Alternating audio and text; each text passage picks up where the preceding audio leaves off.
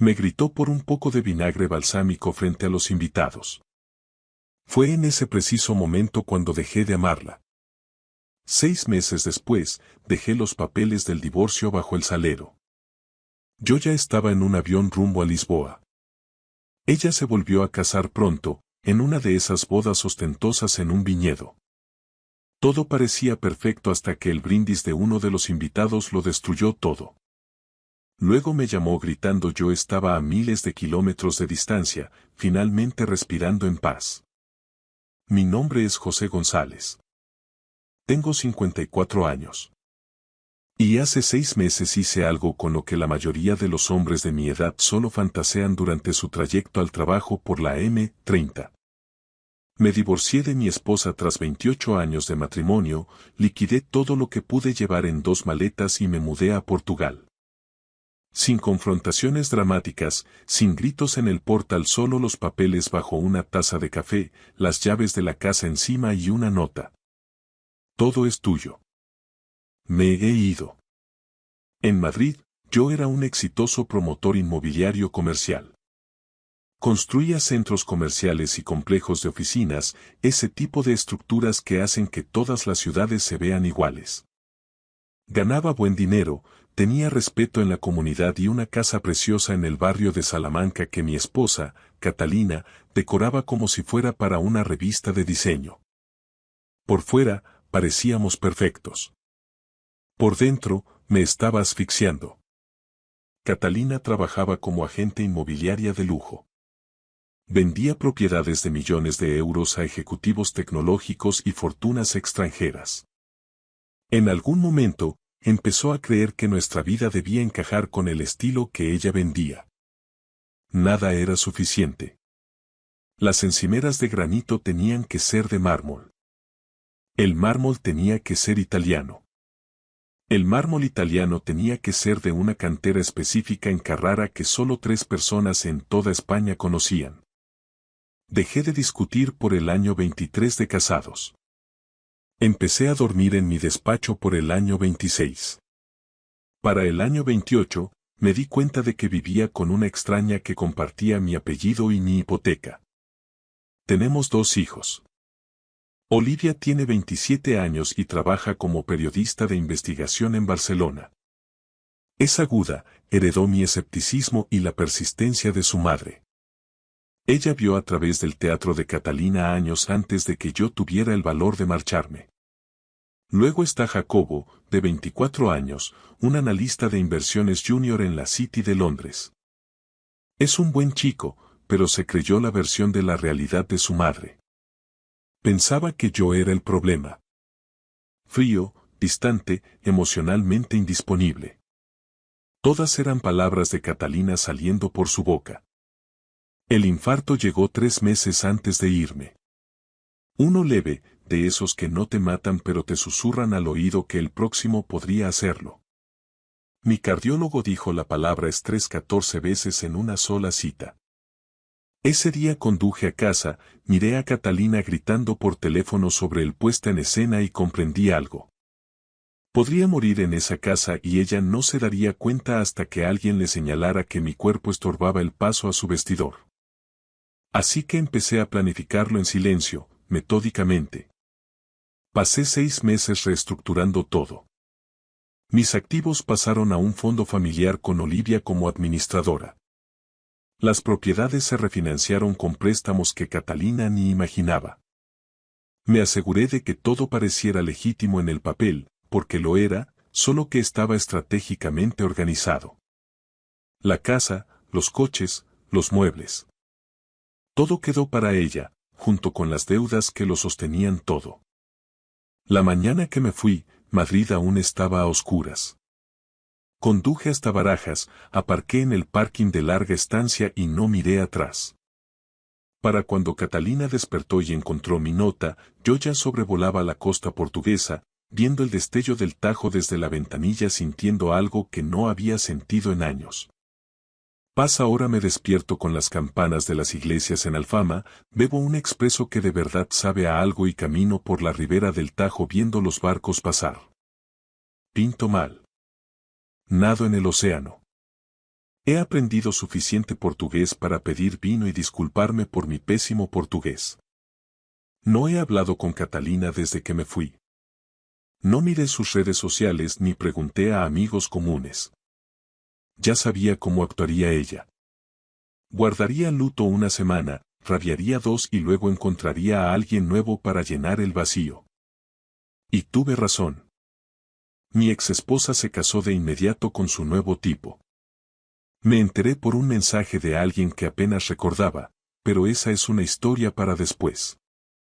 Ahora mismo, estoy sentado en mi balcón en Lisboa, viendo cómo el atardecer convierte el río en oro líquido. Y estoy a punto de contarte qué pasó cuando la nueva vida perfecta de Catalina chocó con el pasado que ella intentó borrar. La vida en Lisboa tenía un ritmo que yo había olvidado. Sin alarmas, sin videoconferencias, sin la voz de Catalina cortando la mañana para preguntarme por qué compré la marca equivocada de café orgánico. Solo yo, la brisa del Atlántico y una ciudad que ha sobrevivido a terremotos y aún sabe cómo tomarse un respiro. Llevaba allí 4 meses cuando llegó el mensaje. Estaba en mi sitio habitual, un pequeño café en el barrio alto donde el dueño, Manuel, ya había dejado de corregir mi pronunciación y solo sonreía cuando pedía. Estaba dibujando la línea de los tejados cuando mi móvil vibró. Era un mensaje directo en Instagram de Danny Record, un tipo que conocí en la universidad. Habíamos perdido el contacto allá por la época de Aznar. Su foto de perfil lo mostraba con canas en las sienes, sosteniendo un Golden Retriever y viéndose satisfecho. El mensaje era corto. Hola José, ¿cuánto tiempo? No sé si te importa, pero pensé que deberías saberlo. Catalina se casa.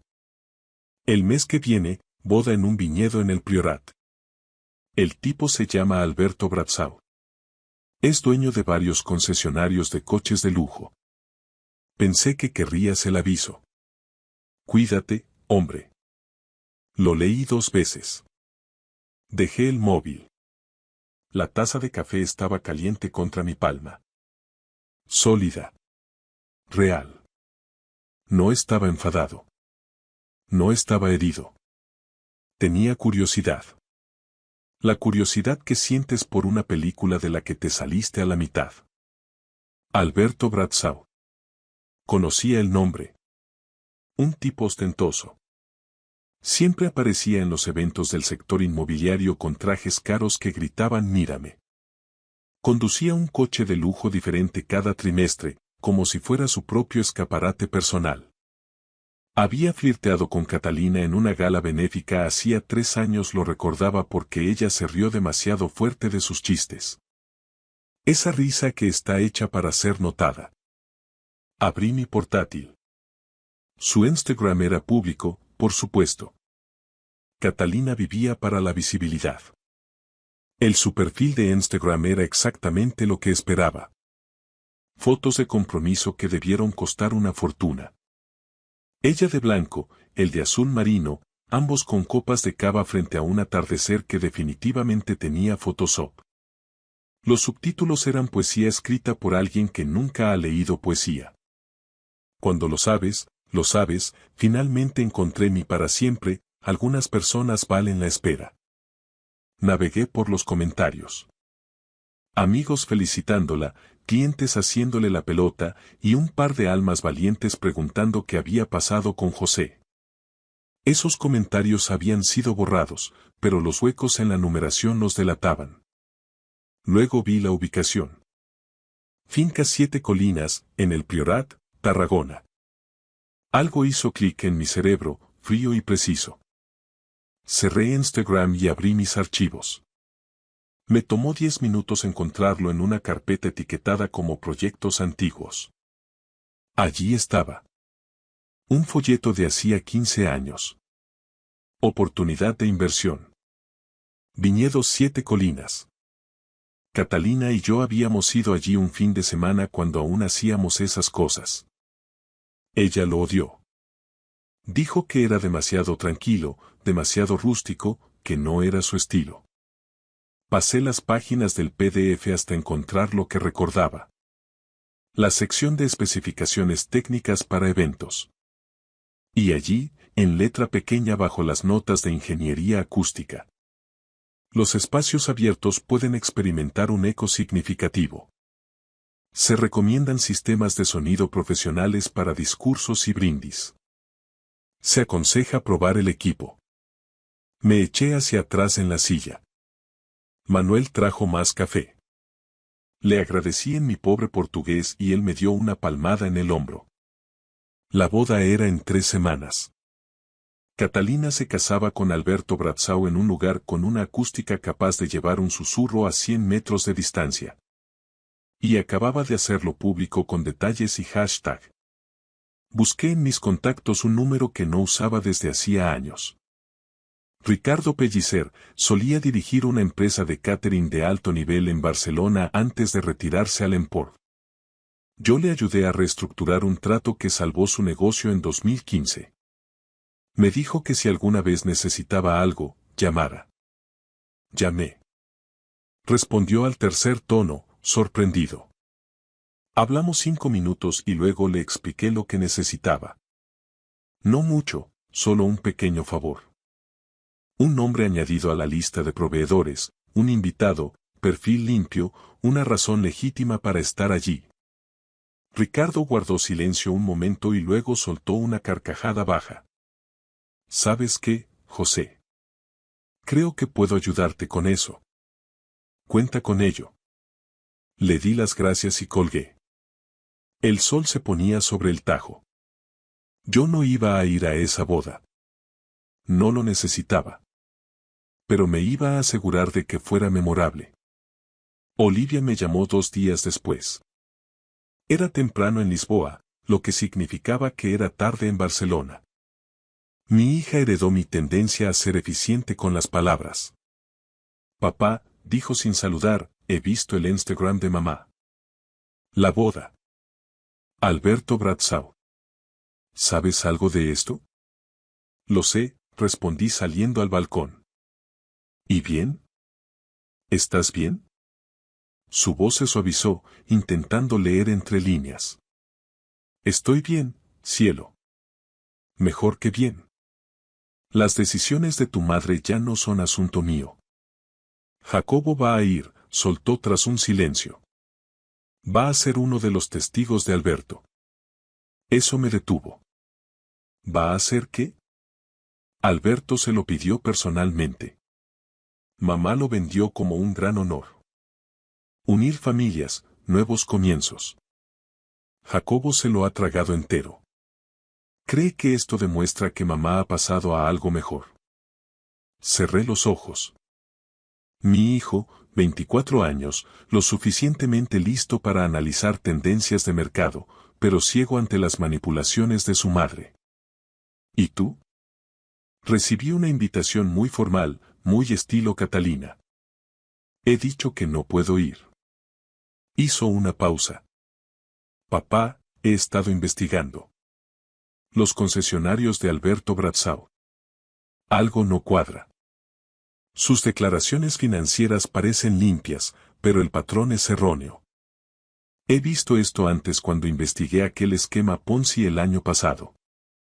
Por eso Olivia era la mejor periodista de investigación. Veía patrones donde otros solo veían ruido. ¿Qué has encontrado? Nada concreto aún. Pero su expansión no encaja con sus informes de ingresos. Ha abierto 3 sedes nuevas en 18 meses. Eso requiere un capital brutal. Sus líneas de crédito están al límite.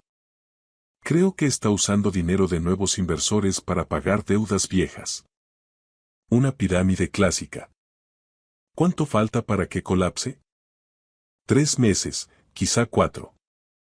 Además, hay una demanda cocinándose de un antiguo socio por fraude. Se mantiene en silencio, pero encontré los registros judiciales. Miré hacia el río. Un buque de carga avanzaba hacia el Atlántico, lento y deliberado. ¿Tu madre lo sabe? Por supuesto que no.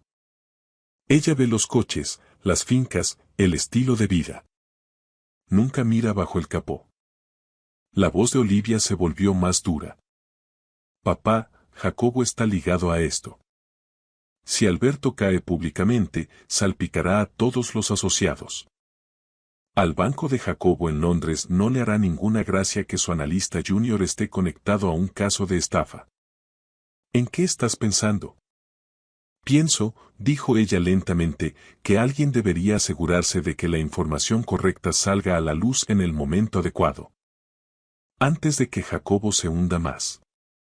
Sonreí. Mi hija, 27 años y pensando ya 3 jugadas por delante. Sabes que no puedo involucrarme en nada que parezca sabotaje. Lo sé, pero tú me enseñaste que la verdad no necesita ayuda, solo necesita sincronización. Hizo una pausa. Voy a volar al Priorat. Le he dicho a mamá que he cambiado de opinión, que quiero apoyar su nuevo comienzo. Olivia. Papá, Jacobo es mi hermano. Está siendo un idiota, pero es mi idiota. Si esta boda va a ser memorable, quiero que él vea lo que pasa de verdad antes de que sea tarde. Se rió. Ah, y papá. Ese favor que le pediste a Ricardo Pellicer. ¿Cómo lo? Soy periodista de investigación, papá. Es literalmente mi trabajo. He visto la adición a la lista de invitados. Clark Viterbi +1. Muy sutil. Me gusta. Elegante, a la antigua usanza. No tengo idea de qué me hablas. Claro que no. Te quiero, papá. Tras colgar, me quedé mucho tiempo en el balcón. Mi hija iba a la boda de su madre no a celebrar, sino a documentar el desastre. Y en algún lugar de Cataluña, un hombre llamado Clark Weatherby estaba a punto de convertirse en el invitado más importante que nadie recordaba haber invitado. Jacobo llamó 3 días antes de la boda. Casi no respondo. No hablábamos desde mi partida. Me había enviado un correo corto y frío diciendo que estaba decepcionado por cómo manejé las cosas. Pero respondí. Papá, su voz era rígida, formal. Llamo porque creo que debes saberlo. Voy a estar en el altar con Alberto.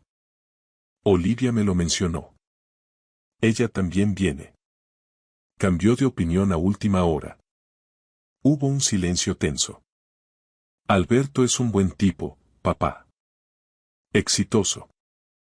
Trata bien a mamá. Es todo lo que ella se merece. Esas palabras quedaron flotando. Todo lo que ella se merece. Todo lo que yo no era. Me alegra que tu madre sea feliz, dije con calma. ¿De verdad? Porque parece que simplemente te diste a la fuga. Nos abandonaste. Jacobo, me alejé de un matrimonio que me estaba matando. No de ti ni de tu hermana. Podrías haberme engañado. Dejaste una nota en la encimera como si estuvieras renunciando a un trabajo de verano. Tu madre y yo estuvimos juntos 28 años. Durante 23 de ellos, intenté ser suficiente. Intenté alcanzar estándares que cambiaban cada vez que me acercaba. Tuve un infarto, Jacobo. El médico me dijo que el estrés iba a terminar lo que la genética empezó. Así que elegí salvar mi vida. Y si piensas que eso es debilidad, entonces tu madre te enseñó bien. Él se quedó callado. Jacobo, continué más suave, conozco a tipos como Alberto. Solo prométeme algo. Cuando estés allí arriba, presta atención. No a lo que dicen, sino a lo que no dicen. Los mejores inversores verifican los fundamentos, no solo el rendimiento. No dejes de hacerlo solo porque se trata de la familia. No necesito consejos profesionales, papá. No hablo de tu carrera. Hablo de tu juicio. Pregúntate cómo Alberto construyó todo eso tan rápido. Pregúntate si las cuentas cuadran. Estás intentando envenenar esto. Intento evitar que seas un daño colateral cuando la realidad alcance a la apariencia. Tengo que irme. El ensayo es en unos días. Adiós, papá. La línea se cortó. En algún lugar de Nueva York o Londres, mi hijo estaba enfadado conmigo por irme. En Barcelona, mi hija hacía las maletas para un desastre. Y en el Priorat, Catalina estaba a punto de casarse con un hombre cuyo imperio tenía grietas profundas. Le envié un mensaje a Olivia. Cuida de tu hermano. Su respuesta fue inmediata. Ya estoy en ello. La cena de ensayo pasó sin mí, pero Olivia enviaba actualizaciones como si fuera una corresponsal de guerra. Llegamos. Catalina está nerviosa. Alberto está compensando demasiado. El brindis de Jacobo fue sobre nuevos comienzos. No te mencionó ni una vez. Clark Viterbi acaba de presentarse a Alberto. Dijo que es un viejo amigo de la familia. Alberto se lo ha tragado. Ese último mensaje me hizo sonreír. Me imaginaba a Alberto Bradshaw estrechando la mano de un fantasma. Olivia me llamó una hora después. Es perfecto, papá. Clark parece el abuelo de cualquiera. Tiene una historia sobre conocer a la familia de mamá en Madrid. Una ficción total, pero la vende de maravilla. ¿Cómo está tu hermano? Está totalmente convencido. Alberto le ha dado un discurso sobre cómo un hombre de verdad debe ser exitoso y decidido. El subtexto contra ti no fue sutil. He pasado 20 minutos en el baño revisando registros. Los concesionarios de Alberto han pedido una prórroga para sus informes trimestrales. Malísima señal. Su banco principal le recortó el crédito el mes pasado. La boda fue hermosa, según las fotos que enviaba Olivia. Catalina con un vestido color marfil que probablemente costó más que mi primer coche. El viñedo decorado con telas blancas y flores. Todo escenificado.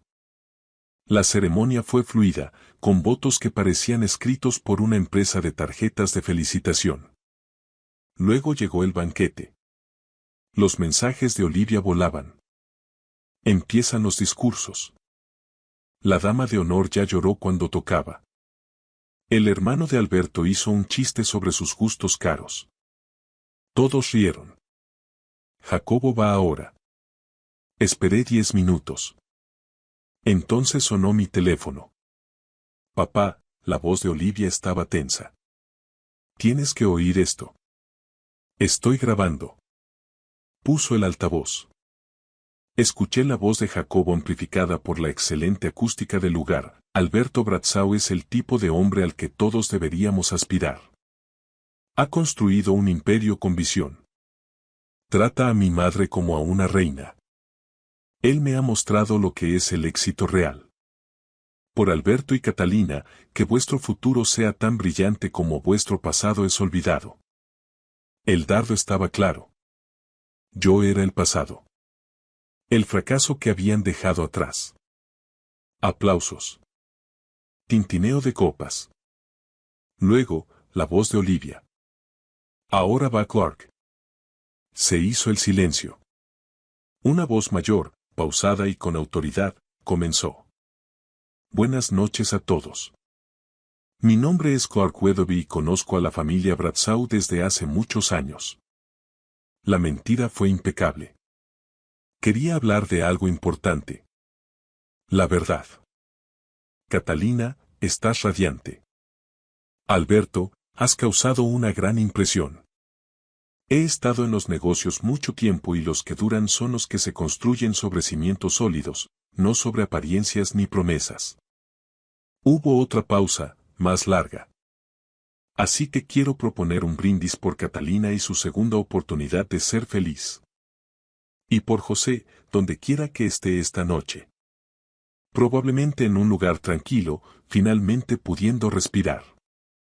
Catalina, espero que estés segura de que has mejorado el cambio, querida, porque desde donde yo estoy, parece que has cambiado suelo firme por arenas movedizas. Silencio sepulcral.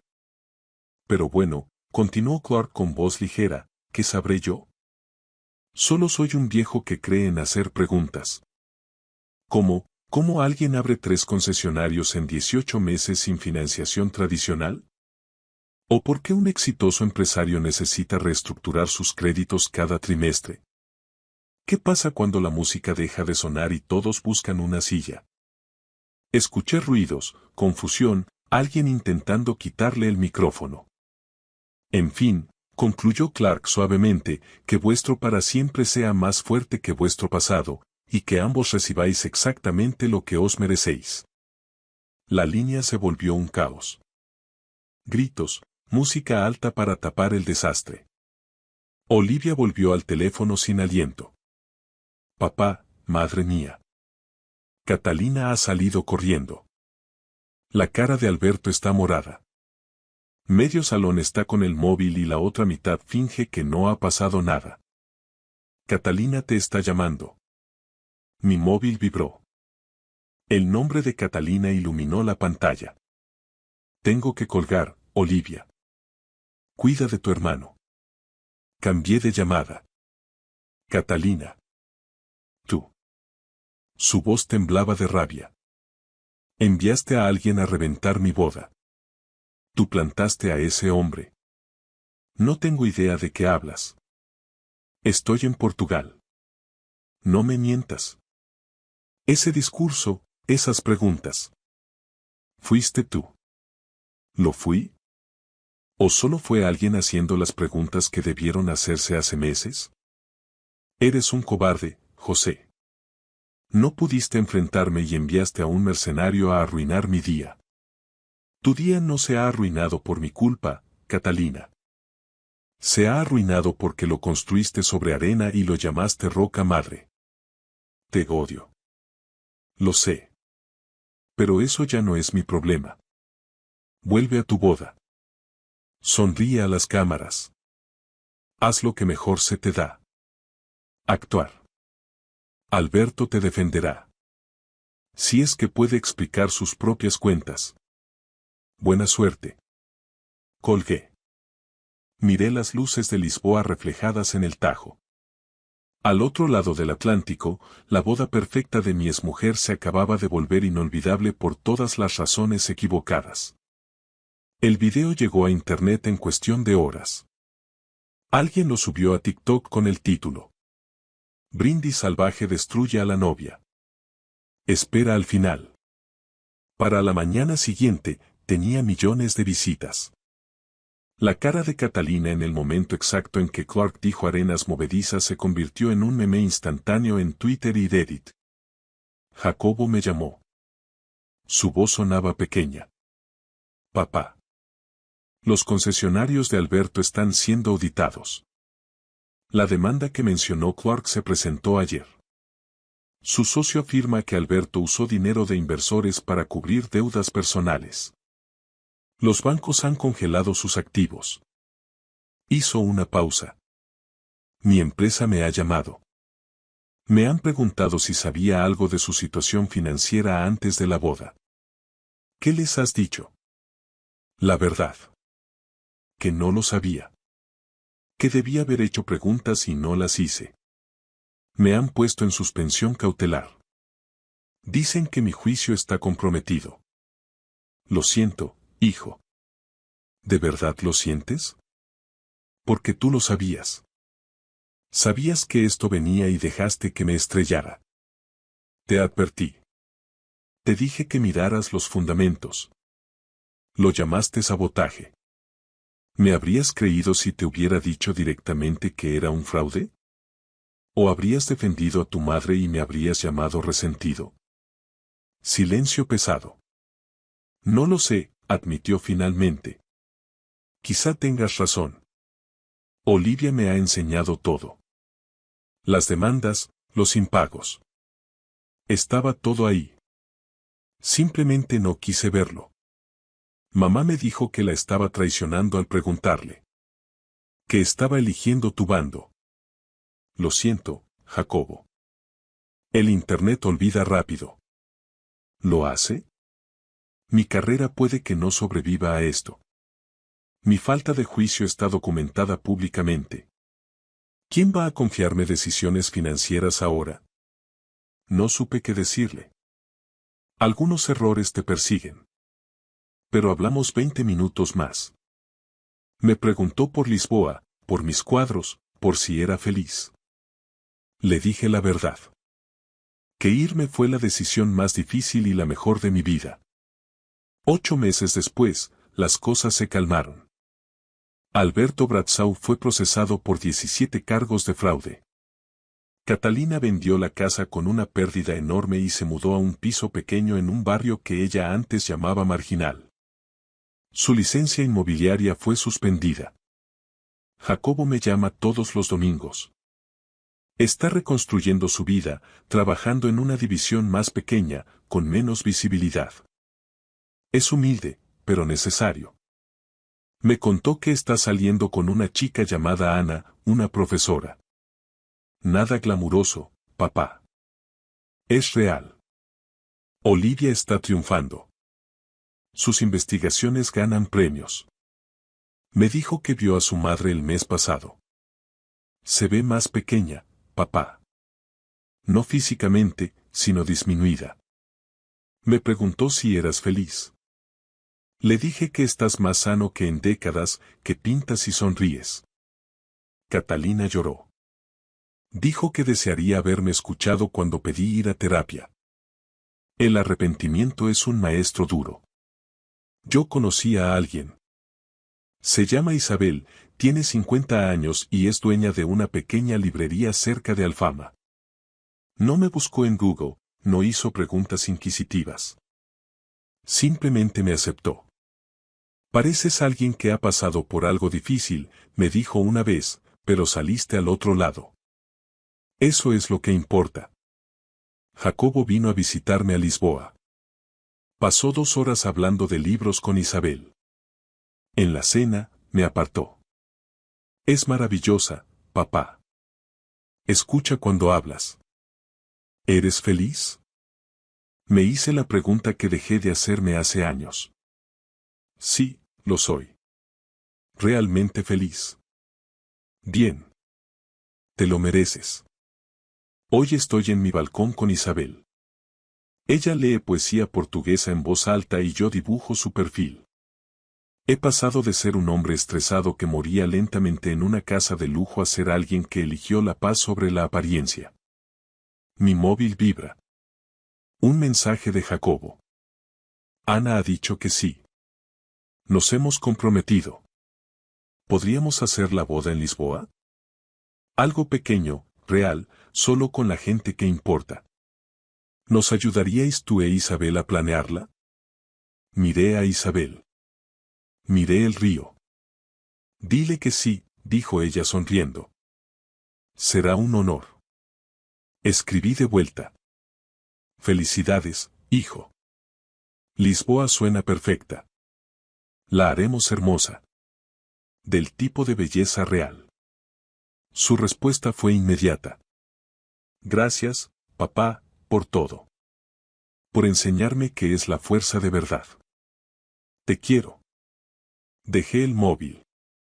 No estaba esperando que pasara nada malo. No estaba planeando una salida de emergencia. Solo estaba viviendo, honestamente, sobre suelo firme. Gracias por escuchar mi historia hasta el final. Si resonó contigo, dale like, escribe en los comentarios qué fue lo que más te tocó y no olvides decir de dónde eres. Suscríbete al canal, vienen muchas más historias. Me llamo Estela, tengo 38 años y soy cardióloga en uno de los hospitales más prestigiosos de Madrid. Aquella tarde de martes, Madrid fue golpeada por un aguacero repentino. No era la típica llovizna de finales de agosto, sino un diluvio normal, con un viento que barría la Gran Vía como si la propia ciudad estuviera intentando retenerme allí. Salí del Hospital Universitario La Paz más tarde de lo habitual. Mi bata de quirófano todavía olía a antiséptico, y mi mente estaba exhausta después de una cirugía de 8 horas a un paciente de las fuerzas de seguridad herido en un accidente de tráfico. Mientras conducía por la zona de Salamanca, la lluvia se volvió tan intensa que, incluso con los limpiaparabrisas a toda velocidad, no daban abasto. No tuve más remedio que girar hacia una cafetería familiar cerca de la calle Serrano, un lugar donde me había detenido incontables veces después del trabajo solo para respirar unos minutos antes de volver a casa. Empujé la puerta y una pequeña campanilla tintineó en medio del cálido aroma a café tostado.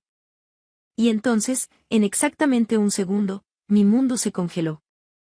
En un rincón sombreado cerca de la ventana, estaba mi marido, Damián, el director de una gran aseguradora.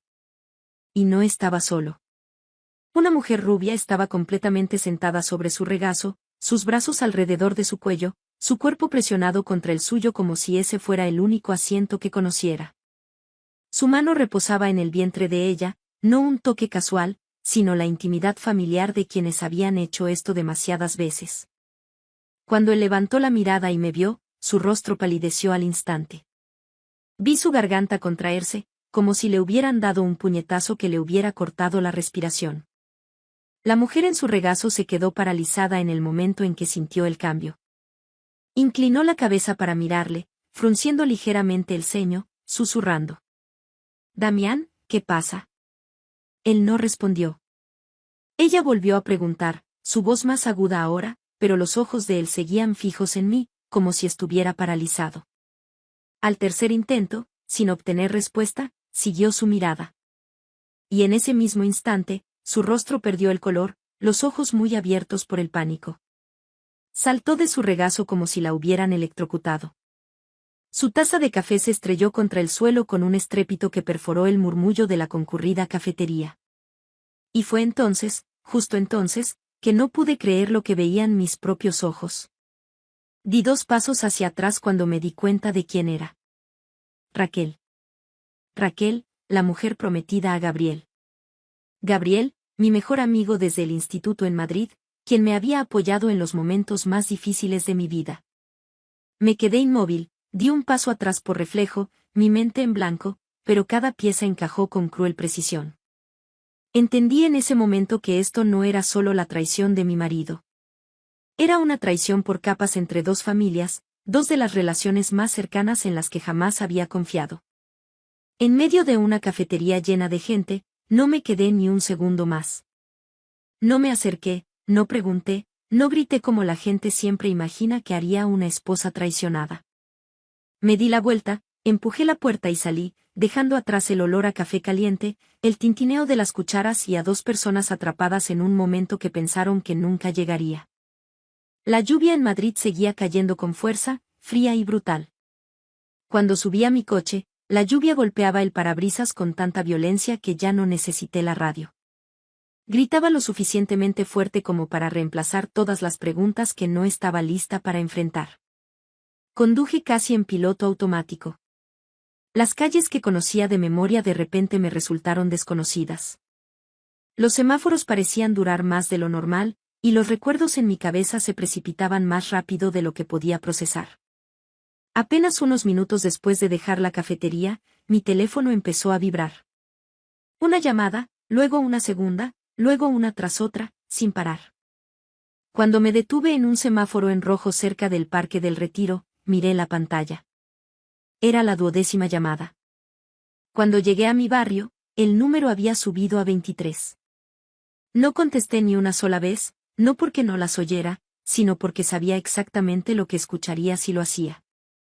Mentiras apresuradamente remendadas, excusas improvisadas por el pánico. El teléfono se quedó en silencio por unos minutos, luego volvió a vibrar. Un mensaje de voz. Lo puse en altavoz mientras estaba aparcada al borde de la carretera. Su voz se escuchó, temblorosa, pero tratando de mantener la calma. Estela, todo lo que viste fue solo un malentendido. ¿Puedo explicarlo? Por favor, dame una oportunidad para explicarme. Detuve el mensaje a mitad de camino. No porque no quisiera escucharlo, sino porque ya había visto demasiado. Hay imágenes que, una vez que entran en tus ojos, ninguna explicación puede borrar. Me quedé sentada en el coche durante mucho tiempo, viendo la lluvia deslizarse por el parabrisas en riachuelos. En ese momento, entendí que si me permitía reaccionar emocionalmente, perdería el control, y no podía permitir que eso sucediera. Abrí mi aplicación de mensajería, escribí lentamente las palabras y envié el mismo mensaje a Damián y a Raquel. Solo una frase corta, sin emoción, sin explicación. Tranquilizaos, no haré ninguna tontería como quizás esperáis. Pulsé enviar, coloqué el teléfono boca abajo en el asiento del pasajero y, por primera vez desde que entré en esa cafetería, respiré profundamente. Sabía muy bien que ese mensaje no les daría paz. Les aterrorizaría.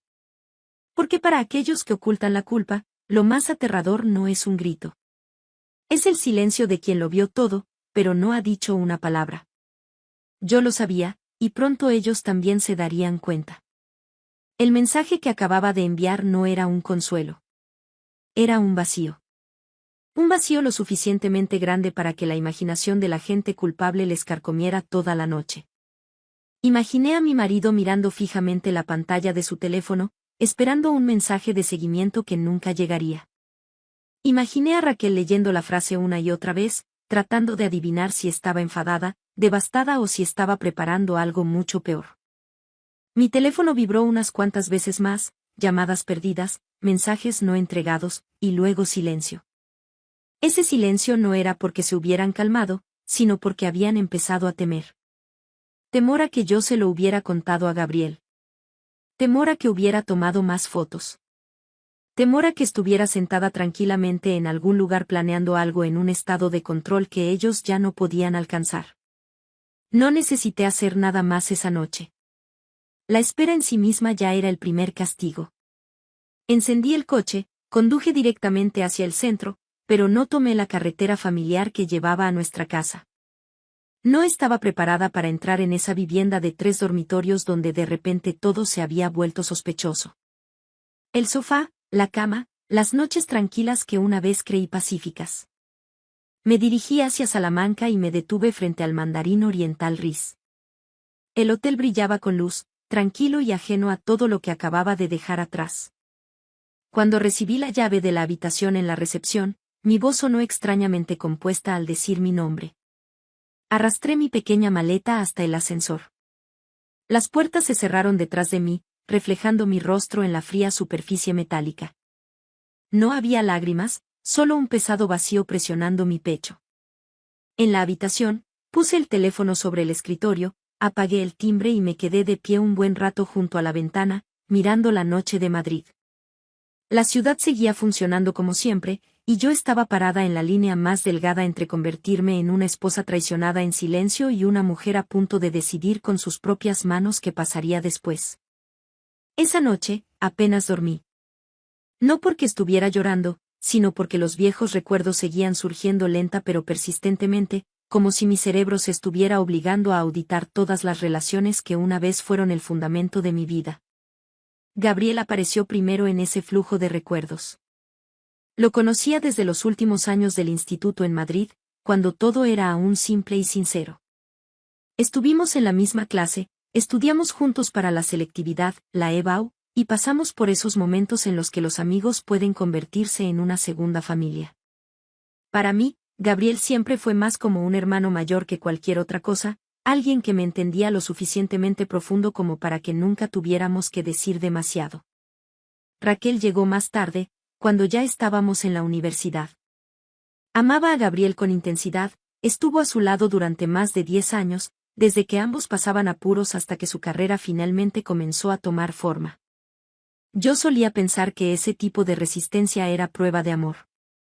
Pero con el tiempo, comencé a notar las miradas fugaces que Raquel me dedicaba cada vez que Gabriel y yo hablábamos, las preguntas aparentemente casuales que siempre llevaban un matiz de sospecha, los silencios incómodos que solo los involucrados podían sentir. Nunca lo dijo, pero los celos siempre estuvieron ahí, silenciosos e implacables. La verdad es que, entre Gabriel y yo, nunca hubo nada que cruzara la línea de la amistad. Ni mensajes ambiguos, ni toques inapropiados, ni un solo momento que necesitara ser ocultado.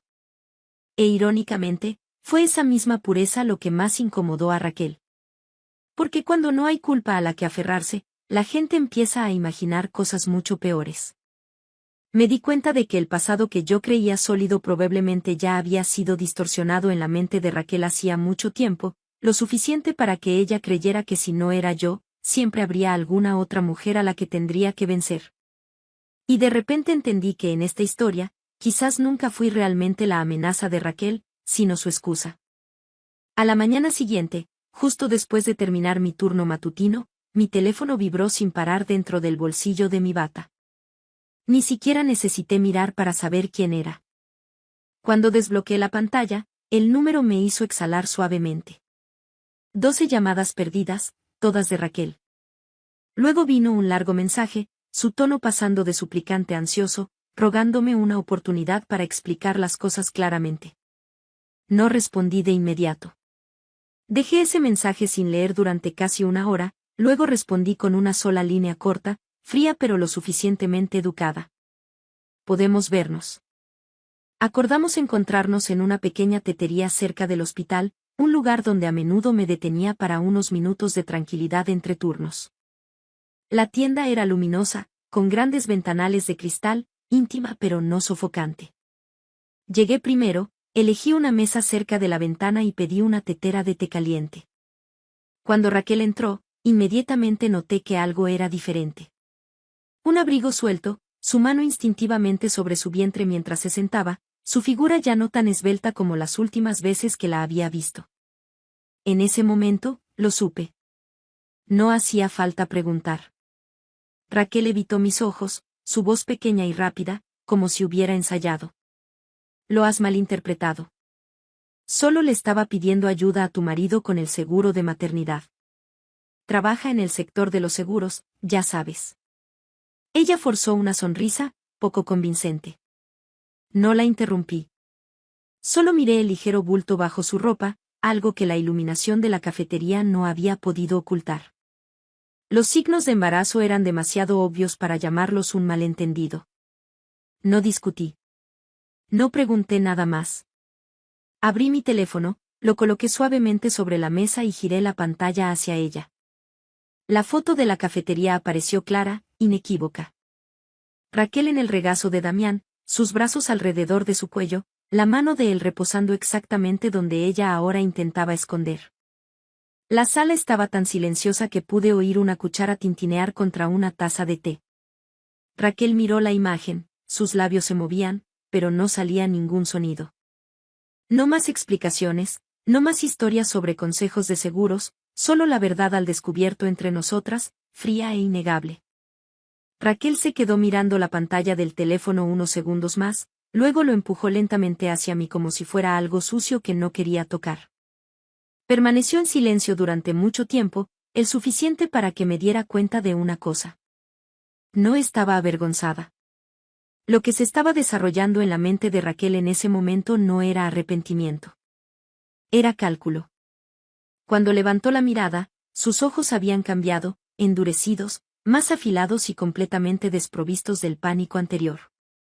No entiendes toda la situación, dijo Raquel, su voz bajando, llevando una frustración contenida. Es mucho más complicado de lo que viste. Y luego, como si lo hubiera ensayado, comenzó a culparme a mí. Habló de presión, de momentos de debilidad, de cómo yo de alguna manera había dificultado las cosas por estar demasiado cerca de Gabriel. Por la forma en que Raquel hablaba, yo ya no era la traicionada, sino la que causaba problemas. Luego mencionó a Gabriel, no como el hombre que amaba, sino como un escudo. ¿Sabes cuánto me quiere?, dijo Raquel, su voz ralentizándose, cargada de implicación. Nos vamos a casar, más de 10 años juntos. ¿De verdad crees que si tuviera que elegir, te creería a ti? Esa pregunta no necesitaba respuesta. Era una amenaza envuelta en palabras tranquilas. Raquel quería que entendiera que si yo hablaba, no solo destruiría una relación. Me etiquetarían como la celosa, la mujer que inventó su propia tragedia. ¿Eres médico?, continuó, sus labios curvándose en una sonrisa fina. Eres inteligente. ¿Sabes cómo verá esto la gente? Una foto puede ser interpretada. Un momento puede ser tergiversado. Escuché sin interrumpir, mi expresión inalterada. Cuanto más hablaba Raquel, más claro quedaba que lo que más temía no era la verdad. Era el hecho de que yo ahora controlaba la narrativa. No tenía idea de que desde el momento en que se sentó a esta mesa, yo había encendido la grabadora en el bolsillo de mi bata. Cada palabra, cada acusación, Cada amenaza velada había sido capturada, clara e intacta. No necesité revelar eso todavía. Solo tuve que sentarme allí, dejando que Raquel expusiera su verdadero yo y dejarla creer que en este juego yo todavía era solo la mujer acorralada. A la mañana siguiente, dejé el hotel antes de lo habitual y conduje hasta el consultorio de mi terapeuta en el barrio de Lavapiés, un lugar que había visitado algunas veces durante los años más estresantes de mi carrera como cardio. La sala familiar, la luz suave y el tenue aroma a aceites esenciales contrastaban con el caos que se desarrollaba en mi mente. Mientras le contaba todo, desde la cafetería bajo la lluvia hasta la reunión en la tetería, ella no interrumpió ni una sola vez. Solo escuchaba, asintiendo ocasionalmente como si confirmara algo demasiado familiar. Cuando terminé, hizo una pausa de unos segundos y luego hizo una pregunta muy lentamente, muy claramente. ¿Ves el patrón? La miré a punto de responder. Cuando continuó, su voz era tranquila, pero firme. Este es un patrón clásico de manipulación. Comienza con súplicas para ganar tiempo. Cuando las súplicas ya no funcionan, cambian a la culpa para hacer que la víctima dude de sí misma. Y cuando ambos fallan, el paso final es siempre una amenaza. No de violencia, sino de miedo. Miedo a ser aislada, malentendida o vista como la destructora. Mientras hablaba, sentí que algo se movía ligeramente en mi pecho. No dolor, sino claridad. Le hice la pregunta que me había atormentado toda la noche. Debería decírselo a Gabriel ahora mismo. Ella negó suavemente con la cabeza. Dijo que no era porque Gabriel no mereciera la verdad, sino porque la verdad debe llegar en el momento oportuno. Sin pruebas irrefutables, hablar solo convertiría todo en una disputa emocional donde el manipulador tiene la sartén por el mango. Me aconsejó que esperara, que observara, que les dejara seguir revelándose, y lo más importante, que no permitiera que la emoción impulsara mis acciones. Salí del consultorio de la terapeuta sintiéndome completamente diferente a cuando entré. El dolor seguía ahí, pero ya no me controlaba. Ahora entendía que la claridad no viene de suprimir la emoción, sino de ponerla en su lugar correcto. Y por primera vez desde la lluvia en la cafetería, supe exactamente lo que estaba haciendo, y por qué no se lo había contado a Gabriel todavía, al menos por ahora. Regresé al hotel, cerré la puerta tras de mí, por primera vez en días, abrí mi portátil con un propósito muy claro. No para evadirme, ni para lamentarme, sino para examinar los números. La única cosa en este matrimonio que nunca había aprendido a mentir. Inicié sesión en la cuenta conjunta que Damián y yo compartíamos, la que rara vez revisaba porque siempre asumí que se usaba para gastos familiares rutinarios. Pero a los pocos minutos de desplazarme por los extractos, me di cuenta de cuánto tiempo había sido explotada esa confianza. Ciertos cargos comenzaron a repetirse con extraña regularidad. Hoteles de lujo en Madrid y Barcelona reservados las noches en que yo estaba de guardia o en conferencias médicas. Un viaje silencioso a las Islas Canarias. Ninguna foto. Ninguna historia compartida en casa. Y luego una transacción que me hizo detenerme por mucho tiempo. Loewe Chanel, 11.500. No era un regalo de cumpleaños que yo hubiera recibido. No era un artículo que yo hubiera elegido. Era para otra persona. Pagado con nuestro dinero compartido de una manera tan casual que era descarada. Seguí desplazándome. Aparecieron 2 transacciones más, separadas por unas pocas semanas, ambas en el mismo lugar. Una clínica ginecológica privada. Mi corazón se ralentizó por un latido. Como cardióloga, estoy entrenada para leer números, cronogramas y detalles aparentemente dispersos para formar una imagen más grande. Y en ese momento, todo comenzó a conectarse de una manera escalofriantemente coherente. El momento de esos pagos coincidía con cuando el cuerpo de Raquel comenzó a cambiar, coincidía con los días que Damián afirmó tener viajes de negocios urgentes, coincidía con el periodo en que yo, en mi ingenuidad, todavía creía que estaba viviendo en un matrimonio normal. Me recosté en mi silla, mirando la pantalla. Un pensamiento que nunca me había permitido albergar ahora afloró con una claridad inquietante, imposible de evitar. Si Raquel está embarazada y si estos gastos no tienen nada que ver con Gabriel, entonces la posibilidad más probable, más lógica, es que el niño no sea de él, sino de mi marido. No necesité sacar conclusiones todavía. Solo necesité recordar este sentimiento. El momento en que la duda dejó de ser emoción y se convirtió en una hipótesis que exigía pruebas. Y supe que a partir de ese momento, no solo escucharía las historias que contaban. Seguiría el rastro de la verdad, un número a la vez.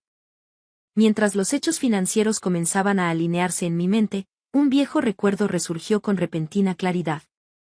Hace unos meses, durante un chequeo de rutina en el hospital donde trabajo, Gabriel y yo charlamos brevemente después de su cita. Casualmente mencionó a Raquel con un matiz de inquietud en su voz. Dijo que ella había cambiado mucho últimamente, vistiéndose de manera más atrevida, usando maquillaje más fuerte, utilizando perfumes caros que antes solía despreciar por ostentosos. Lo más notable, Raquel había comenzado a llevar bolsos de marca que superaban con creces lo que su trabajo en la joyería podía permitirse razonablemente. Cuando Gabriel preguntó, ella simplemente se rió y dijo que eran regalos de clientes leales. En ese momento, no le di mucha importancia. Pero ahora, con todas las piezas comenzando a encajar, entendí que Gabriel pudo haber sospechado algo. Simplemente no quería creerlo. Y esa misma negación había permitido que todo se extendiera hasta este punto. Me senté durante mucho tiempo junto a la ventana del hotel, viendo los coches circular por las calles de la Madrid nocturna, y me di cuenta de algo muy claramente. Lo que me impulsaba ahora ya no era el dolor. Era la necesidad de más pruebas. No para alimentar mi ira, sino para no dejarles margen para negar la verdad. Sabía que los teléfonos son a menudo los archivos más reveladores de la culpa. Los mensajes pueden eliminarse, las palabras negarse, pero los rastros digitales siempre permanecen. Necesitaba un plan lo suficientemente tranquilo como para desarmarlos. Primero envié un mensaje a Raquel, diciendo que había reflexionado y decidido perdonar, que no quería herir a Gabriel y que quería que todo terminara aquí. Utilicé las palabras más suaves que pude escribir. No porque la creyera, sino porque necesitaba que ella me creyera a mí. No mucho después, Damián me devolvió la llamada. Su voz estaba tan aliviada que casi me reí. Esa tarde llegó al Mandarín Oriental Riz con un enorme ramo de flores, interpretando a la perfección el papel del marido arrepentido. En el camino a casa, habló mucho sobre el futuro, sobre arreglar las cosas, sobre cómo deberíamos dejar todo atrás. Escuché, asentí cuando fue apropiado, me quedé en silencio cuando fue necesario. Sabía que cuando alguien piensa que ha escapado, es cuando más baja la guardia. Esa noche, cuando llegamos a casa, todo parecía inquietantemente familiar. El salón, el dormitorio, la cama, todo era lo mismo, excepto yo. Cuando mi marido se metió en la ducha, con el sonido constante del agua corriendo de fondo, cogí su teléfono con una calma sorprendente. Sabía exactamente lo que estaba buscando. Fui a la carpeta de papelera o eliminados en la galería de vídeos, donde las cosas que se creían desaparecidas en realidad solo estaban esperando a ser encontradas. Y ahí estaba, un vídeo de más de 1 hora. Remitente. Raquel, destinatario. Gabriel. Lo abrí, aunque cada parte de mí quería vomitar. La imagen que apareció me hizo agarrarme al marco de la cama para apoyarme. Estaban en mi dormitorio, en la misma cama que una vez creí que era el lugar más seguro de mi vida. La marca de tiempo brillaba en la pantalla, coincidiendo perfectamente con los días en que yo estaba en Asturias cuidando a mi padre después de su accidente. No más dudas, no más hipótesis, solo una verdad repulsiva y desnuda mirándome a la cara. Y en ese momento, supe que todas las líneas se habían cruzado, y no quedaba camino para volver atrás. Extrañamente, no lloré. No porque me hubiera insensibilizado, sino porque las lágrimas ya no servían para nada aquí. El dolor dentro de mí no explotó. Se hundió, se espesó y luego se transformó en algo completamente diferente. Una conciencia fría y clara. Me senté en el borde de la cama, con el teléfono todavía abierto en la mano, y por primera vez, miré directamente a la verdad sin apartar la mirada.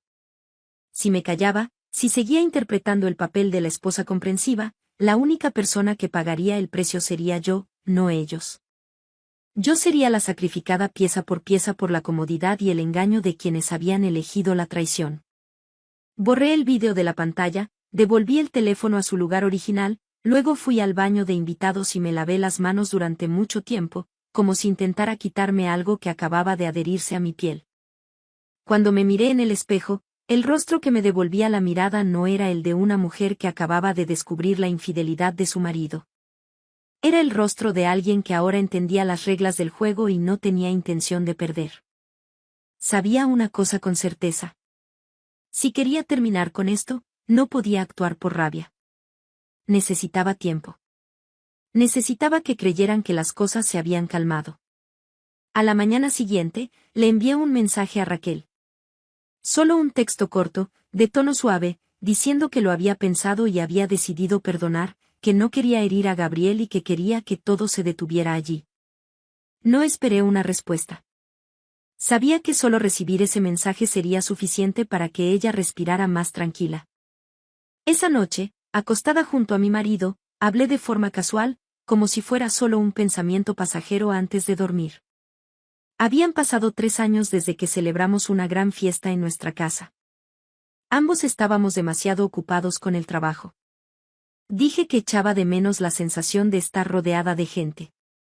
Echaba de menos las risas, la reunión bajo un mismo techo. Sus ojos se iluminaron al instante. El alivio en su rostro estaba apenas oculto. Sugirió casi sin pensar.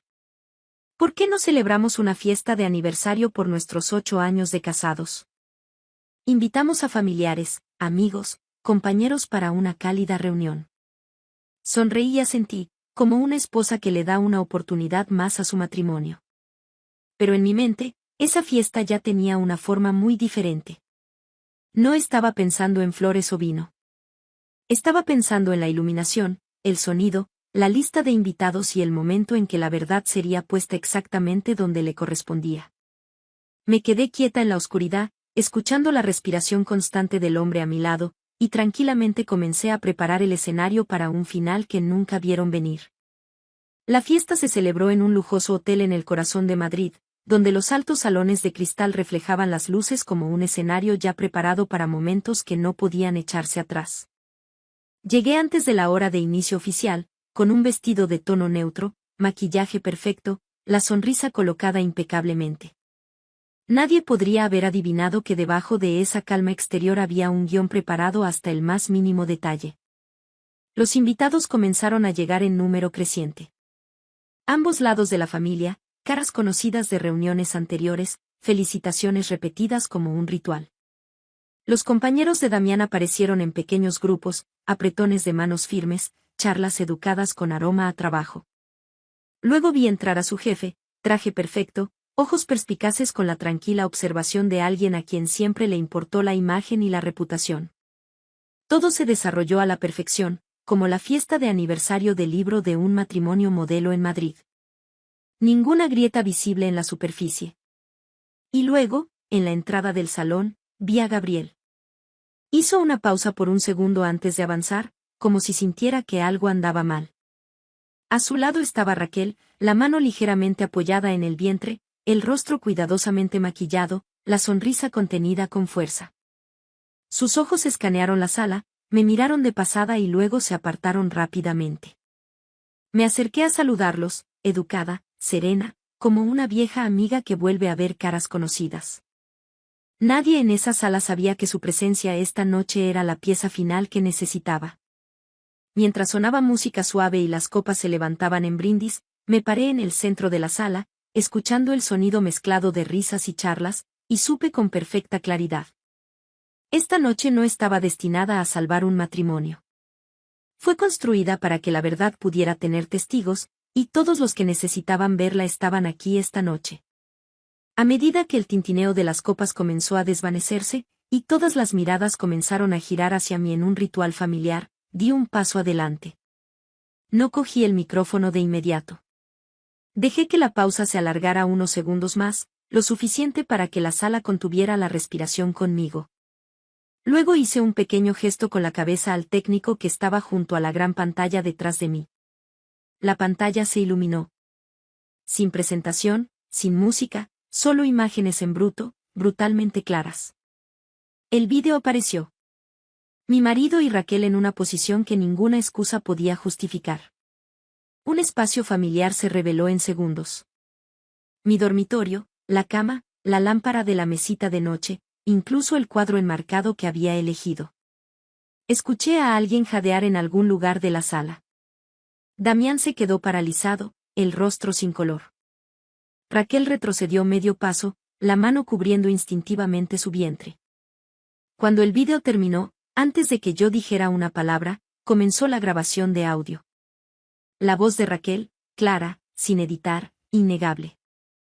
Cada acusación, cada amenaza velada, la forma en que usó a Gabriel como escudo, la forma en que insinuó que si me atrevía a hablar, me verían como una mujer celosa.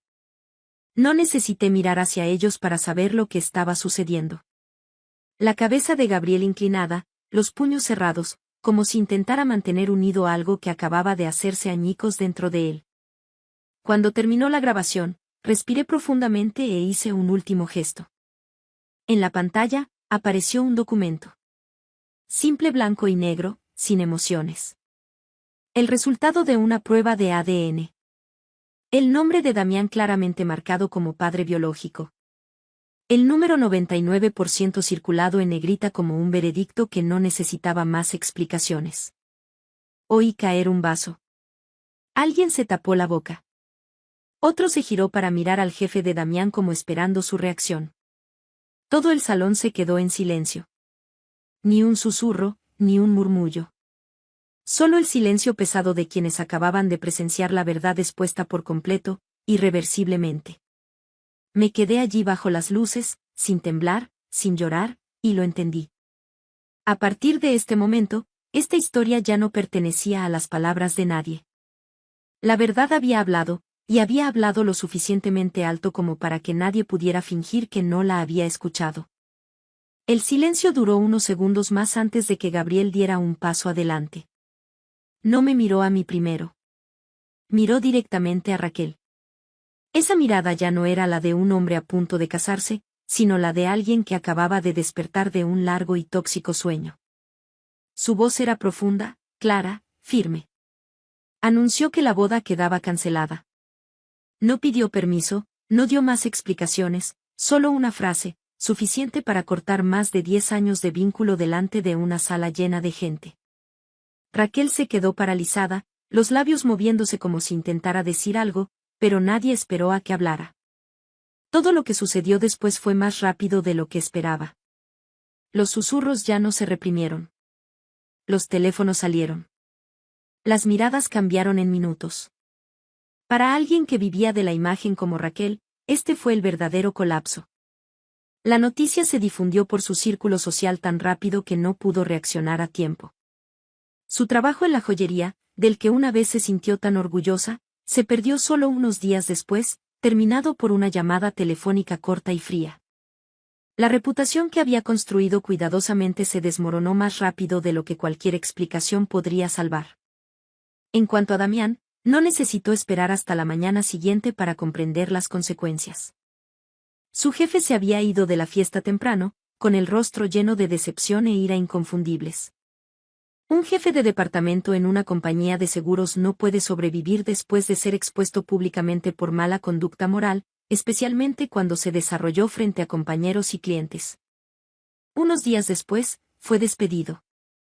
Sin discusión, sin negociación. Todas las puertas que una vez creyó seguras se cerraron una por una. Me quedé en medio de toda esa ruina. No triunfante, ni vacía. Simplemente sentí una cosa con clara lucidez. Cuando la verdad se pone en su lugar legítimo, no necesita que yo haga nada más. Los traidores se desmoronan bajo el peso de sus propias acciones. Y por primera vez en mucho tiempo, supe que ya no estaba en el ojo de la tormenta. Había salido de ella. Presenté la solicitud de divorcio no mucho después, una mañana extrañamente tranquila en Madrid. No hubo lágrimas, ni dudas, solo una firma colocada exactamente donde tenía que estar, como si estuviera completando un procedimiento necesario para seguir viviendo. Dejé la casa de 3 dormitorios con jardín, una vez llamada hogar, y me mudé a un apartamento más pequeño y ordenado, justo lo suficiente para mí y el silencio que había descuidado durante demasiado tiempo. El nuevo espacio no llevaba viejos recuerdos. Me dio una sensación de ligereza, como un respiro profundo después de contener la respiración durante demasiado tiempo. Cuando las cosas comenzaron a calmarse, hice algo que había soñado durante años, pero que seguía posponiendo debido al trabajo y responsabilidades sin nombre. Visité la protectora de animales en Madrid, donde el olor a desinfectante se mezclaba con los ladridos familiares de vidas que esperaban otra oportunidad. No buscaba nada específico. Solo sabía que estaba lista. Y entonces lo vi. Un perro de raza grande, firme en su postura, ojos tranquilos, cuidadosamente entrenado, pero aún con la mirada cautelosa de un pasado que había sido abandonado. Nos miramos durante mucho tiempo, como si ambos entendiéramos que habíamos soportado suficiente dolor como para apreciar verdaderamente el vínculo que importa. 2 días después, la protectora me llamó. Volví y lo llevé a casa. Por primera vez en años, ya no regresaba a mi apartamento sola. La vieja casa fue vendida no mucho después. 3 meses más tarde, el juzgado emitió su fallo final. Cada uno de nosotros recibiría el 50% de los bienes según el convenio regulador. Sin sesgos, sin lástima. Salí de la sala con una sensación de plenitud, no por el dinero o el resultado, sino porque no me había perdido en el proceso. Cuando todo se hubo calmado, me senté junto a la ventana de mi nuevo apartamento, con mi perro apoyado a mis pies. La ciudad de Madrid se extendía ante mí, y entendí algo muy claro, muy simple. La verdad no necesita gritar. Desmantela a los mentirosos por sí sola. 6 meses después de que todo se derrumbara, mi vida no volvió al ruido. Simplemente mejoró. Tranquilamente, día a día. Fui nombrada jefa del departamento de cardiología, no por mi historia personal, sino por los casos difíciles que había seguido hasta el final, la investigación clínica que nunca había abandonado y los largos turnos de noche en los que me quedé solo para asegurar la seguridad de mis pacientes. Cuando recibí el nombramiento, no sentí que hubiera ganado nada. Simplemente sentí que mis capacidades finalmente habían sido colocadas donde correspondían, no eclipsadas por un matrimonio que una vez me había agotado la vida. El trabajo me llevó más lejos. Comencé a asistir a congresos de cardiología por todo el país. Sevilla, Bilbao, y luego Valencia. En un simposio avanzado en Valencia, en medio de largas mesas redondas y diapositivas repletas de datos, conocí a David. No me impresionó por el encanto, sino por la forma en que escuchaba. Nos paramos uno al lado del otro después de una presentación, luego nos sentamos y hablamos primero sobre nuevas técnicas intervencionistas, sobre casos complejos, sobre las decisiones difíciles que solo alguien en nuestro campo podía entender. La conversación duró toda una tarde, y ninguno de los dos notó el paso del tiempo. No sé cuándo comencé a amar a David. No hubo un flechazo, ni promesas apresuradas, solo la calma que venía de hablar con alguien que no me hacía sentir que tenía que estar a la defensiva, que no necesitaba que le explicara mi pasado. Cuando me di cuenta, sonreí suavemente. No por un nuevo amor, sino porque supe que realmente había entrado en un nuevo capítulo de la vida, uno en el que ya no amaba por carencia o miedo, sino desde un lugar de plenitud y libertad que yo misma había construido. 1 año después de conocer a David en ese congreso, nos casamos en una ceremonia pequeña y sencilla, sin fanfarrias, solo con aquellos que realmente entendían y nos deseaban lo mejor. Sin votos dramáticos, ni grandes declaraciones, solo 2 personas adultas que habían sobrevivido a sus propias penas de amor, eligiendo permanecer juntas por respeto y paz. 2 semanas después de la boda, descubrí que estaba embarazada.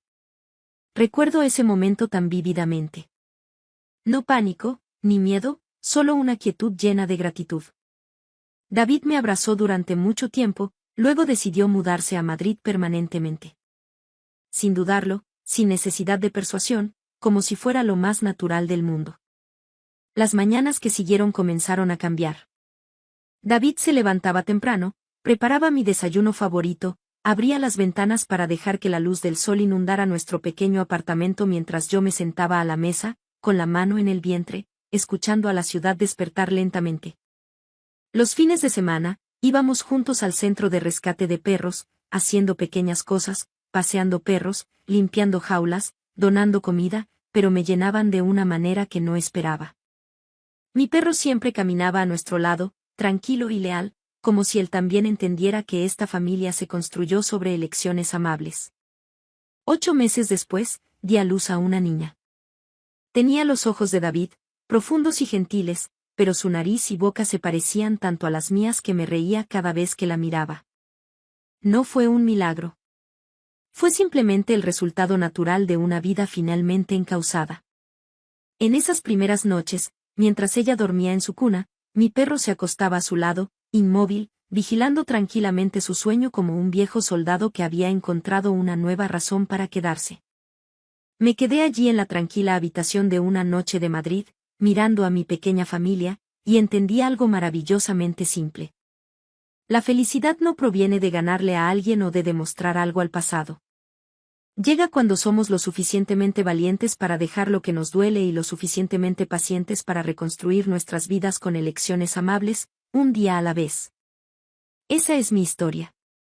No la comparto para demostrar que soy más fuerte que nadie más, sino para decir esto.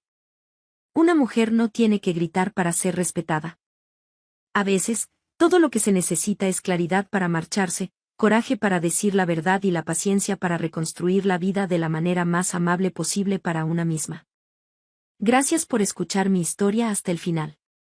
Si resonó contigo, dale like, escribe en los comentarios qué fue lo que más te tocó y no olvides decir de dónde eres. Suscríbete al canal, vienen muchas más historias.